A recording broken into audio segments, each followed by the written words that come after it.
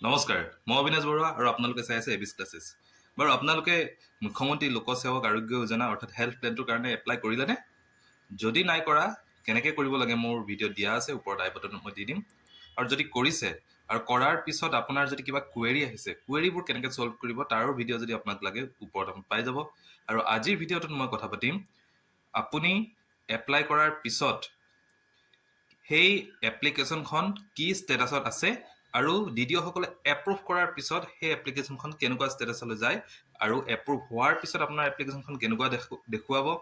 তাত আপুনি কি কি সুবিধা লাভ কৰিব সুবিধাবোৰ কেতিয়াৰ পৰা উপলব্ধ হ'ব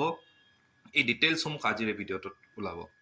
প্ৰথমে মই এপ্ৰুভ হোৱাৰ আগত মোৰ ডেছবৰ্ডখন খুলি পেলাই কেনেকুৱা হৈ আছে সেইটো দেখুৱাম তাৰপিছত মই এপ্ৰুভ হোৱাৰ পিছতনো কি হৈছে সেইটো দেখুৱাম দুয়োটাই আপোনালোক আজি দেখুৱাম কম্পেৰিজন কৰিম আপোনালোকে যদি জানিব খোজে এপ্ৰুভ হোৱাৰ পিছত আপুনি কি কি কৰিব পাৰিব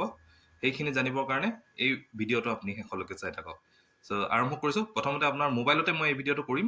আৰু গোটেই মোবাইলতে দেখুৱাম গতিকে মোবাইলত গুগল ক্ৰম ব্ৰাউজাৰতে আপোনালোকে খুলি চাই ল'ব পাৰিব ঠিক আছে আপোনালোকে হয়তো জানে পোনপ্ৰথমে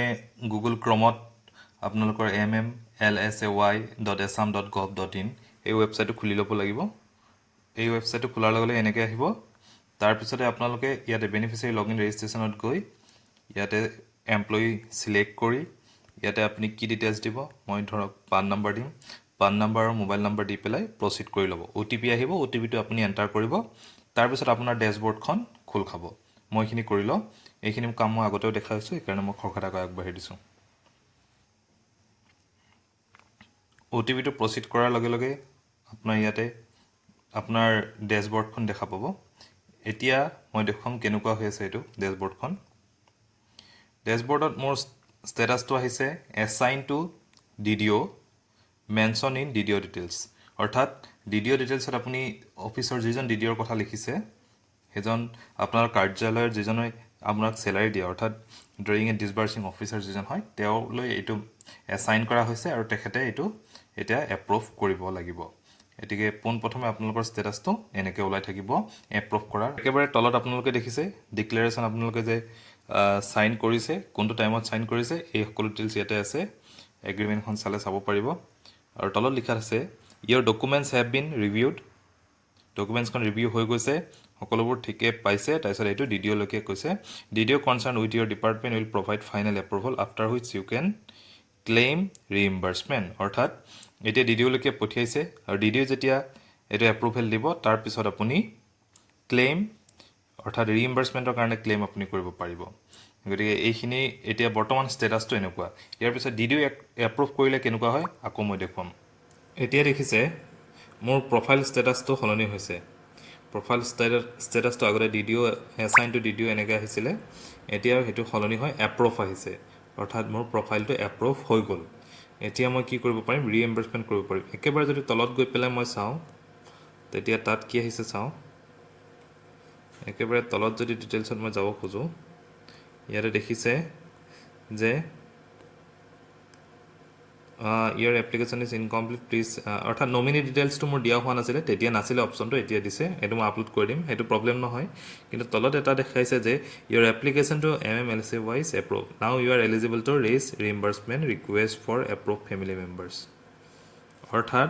মোৰ যিকেইটা ফেমিলি মেম্বাৰ্ছ এপ্ৰুভ হৈছে তেওঁলোকক কাৰণে মই ৰিইম্বাৰ্চমেণ্ট এতিয়া ৰিকুৱেষ্ট কৰিব পাৰোঁ মোৰ প্ৰফাইলটো এপ্ৰুভ হৈ গ'ল এতিয়া মই এবাৰ ৰিইম্বাৰ্চমেণ্ট অপশ্যনটোলৈকে গৈ চাব খোজোঁ এতিয়া মই দেখিছোঁ ৰিইম্বাৰ্চমেণ্ট অপশ্যনটোলৈকে গৈছোঁ যোৱাৰ লগে লগে ইয়াতে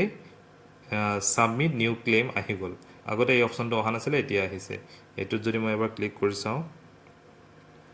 only medical treatment taken after 2 October 2023 will be entertain অৰ্থাৎ 2 অক্টোবৰ 2023 পৰা এই প্ৰচেছটো ষ্টাৰ্ট হৈ গৈছে গতিকে তাৰপিছত যিবোৰ আপুনি ট্ৰিটমেণ্ট লৈছে এই সকলোবোৰ আপুনি ইয়াতে আপোনাৰ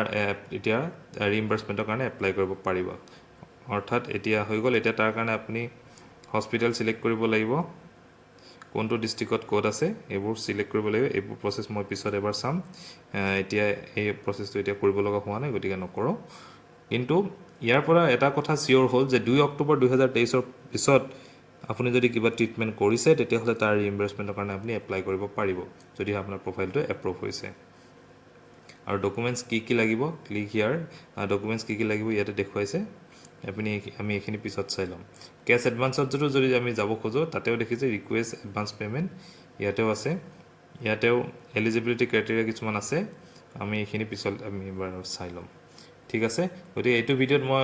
এইটোৱে দেখুৱালোঁ যে এপ্ৰুভ হোৱাৰ পিছত আপোনাৰ একাউণ্টটো কেনেকুৱা লাগে আৰু কেনেকুৱা দেখি এপ্ৰুভ হ'লে কি আহিব আৰু এপ্ৰুভ হোৱাৰ পিছত আপুনি কামখিনি কৰিব পাৰিব নে নাই গতিকে